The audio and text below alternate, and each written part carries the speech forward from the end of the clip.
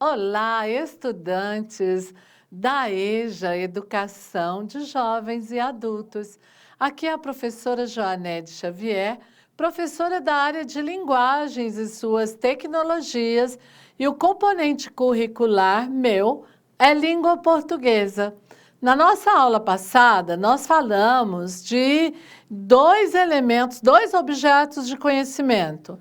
Nós fizemos a construção do gênero contos de fada, e nós também falamos sobre a variedade linguística. Nessa aula de hoje, nós vamos estruturar esses dois elementos de forma a oferecer a vocês aí, maior oportunidade para que essa aprendizagem torne significativa para você na sua vida. Certinho? Então, vamos lá. Nós estamos falando com alunos da segunda etapa do ensino fundamental, do primeiro semestre, módulo 1, unidade 2, aprofundando no gênero contos de fadas. Ao descrever as estruturas das narrativas dos contos, é possível afirmar que ela corresponde à estrutura narrativa clássica. Assim, a estrutura do enredo pode ser sintetizada da seguinte forma. Então, o enredo de um conto de fadas ou de outro conto qualquer, ele se organiza da seguinte maneira: tem uma situação inicial, é a situação de equilíbrio ou já há algum problema. Depois da situação inicial, tem o conflito, que é o equilíbrio passa ao desequilíbrio. Então, tem uma situação inicial, era uma vez, não é? Uma princesa que morava com seus pais no castelo. Todos os dias eu estou começando com equilíbrio. Pode até ter algum problema, mas ele está equilibrado. O conflito é quando passa desse equilíbrio para o desequilíbrio da narrativa da história, pois surge um conflito. E o que é o desenvolvimento? É o centro da narrativa em que se concentra as tentativas de solução com ou sem a ajuda de pessoas, atos reais ou fantásticos. E o clímax? O que é mesmo o clímax? É o ápice, é o ponto mais alto da narrativa, é a situação de maior importância, de maior relevância. E o desfecho é o final, que pode ou não ser feliz. Se houver um desfecho feliz, recupera-se o equilíbrio inicial, caso contrário, permanece o desequilíbrio. E é a partir dessa estrutura clássica da narrativa, representada pelos elementos do enredo, que se identifica os elementos da narrativa. Quais são eles? O tempo de uma narrativa relaciona-se ao desenrolar das ações narradas. O tempo pode ser dividido em duas categorias: o tempo cronológico, que é aquele do relógio mesmo, e que se relaciona à época em que se passa a narrativa, e a passagem temporal das horas, dos dias, dos meses, dos anos, das semanas, por exemplo. Agora, o tempo psicológico, que se relaciona ao universo interno dos personagens, ao tempo interior deles, no qual estão os pensamentos, as ideias, as emoções, as percepções que se tem do mundo e das vivências.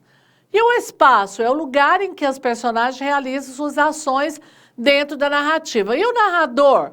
Ele pode ser um narrador de primeira pessoa ou um narrador de terceira pessoa. O narrador de primeira é o que narra e participa da história ao mesmo tempo, também conhecido como narrador personagem. Agora, o narrador em terceira pessoa, ele observa, ele não participa da história, ele apenas conta os fatos. E nós temos também personagens, que são os seres presentes na narrativa, que executam ou sofrem as ações. E agora, nós vamos partir para atividades, porque eu vou oferecer para vocês aqui um conto e nós vamos juntos promover o quê? uma realização das atividades desse conto nessa aula. Comigo ao conto de fadas, vamos lá. A Bela Adormecida. Era uma vez um rei e uma rainha.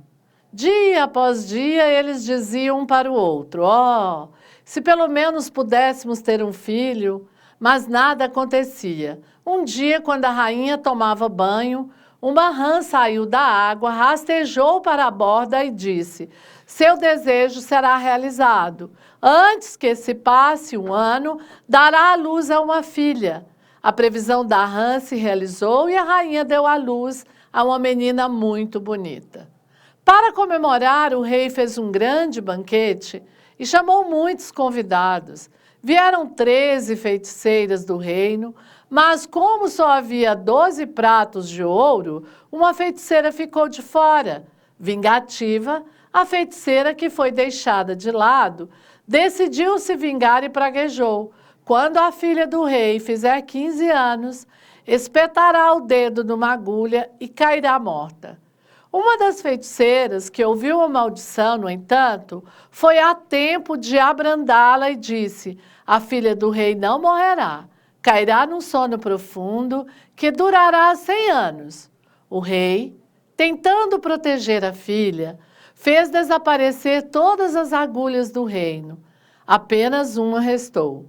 Conforme previsto, um belo dia, aos 15 anos, a princesa espetou o dedo na agulha que estava e caiu em sono profundo. Muitos anos se passaram e uma série de príncipes tentaram resgatar a princesa do sono profundo sem sucesso. Até que um dia, um corajoso príncipe, motivado a reverter o feitiço, foi ao encontro da bela princesa. Quando finalmente conseguiu entrar no quarto onde a princesa dormia, curvou-se e beijou-a. Justo nessa ocasião, o prazo de 100 anos havia se esgotado, tendo ele sido, enfim, bem-sucedido. Foi dessa forma que a princesa despertou.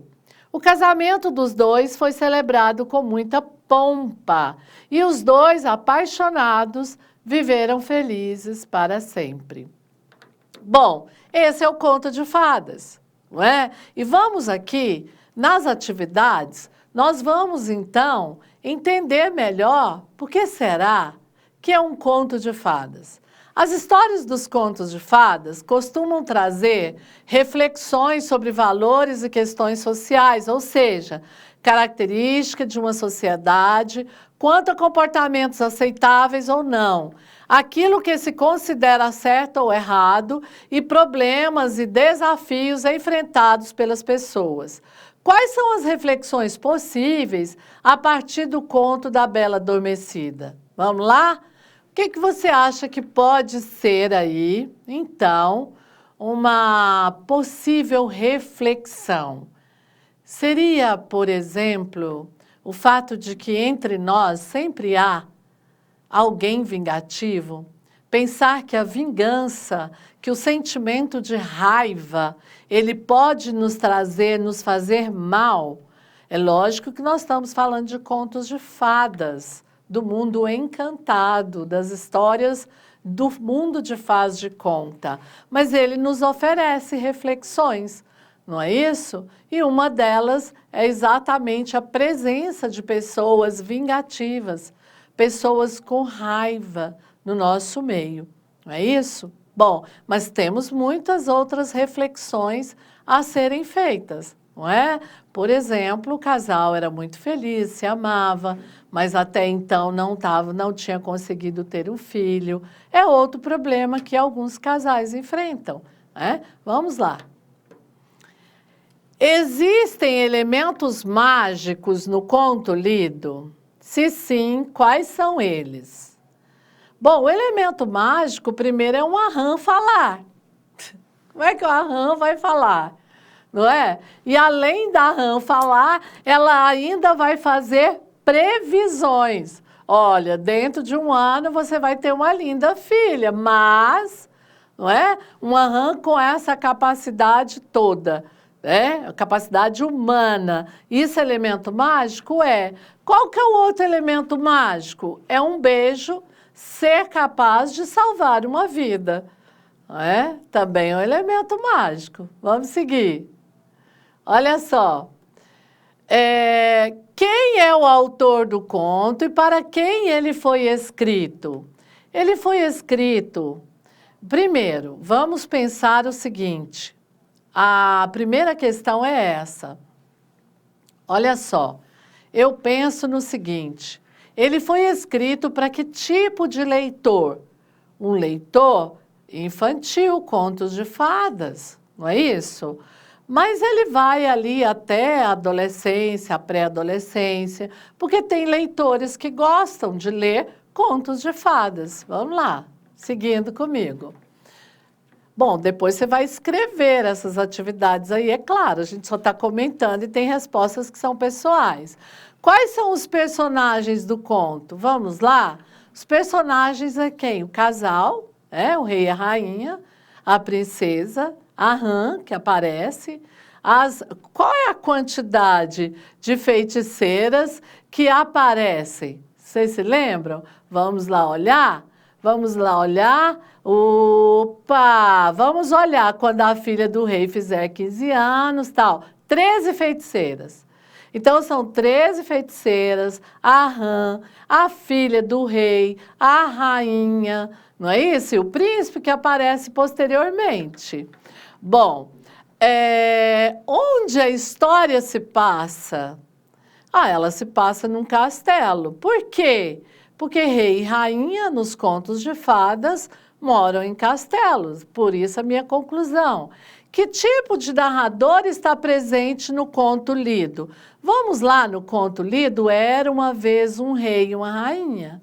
Dia após dia, olha só. Ele está contando em que pessoa? Em terceira pessoa. Não é isso que ele está contando? Ele está contando em terceira pessoa. Isso significa que é um narrador observador, não é isso? Qual é o conflito do conto?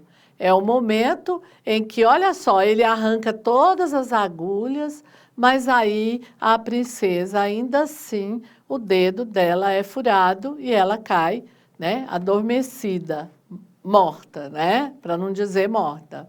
Bom, e além disso, o que mais? Vamos terminar aqui a nossa atividade, que você vai fazer aí escrito. Qual que é o conflito? É esse.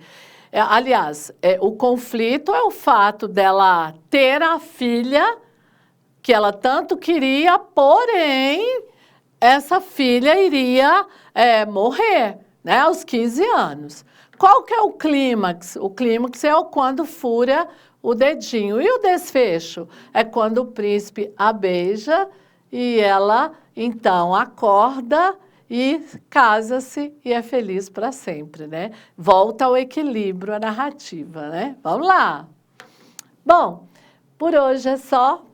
Eu espero que vocês tenham gostado e agora vocês vão desenvolver essas questões lá no seu caderno, né? Vão escrever essas questões. Até a nossa próxima aula. Obrigada!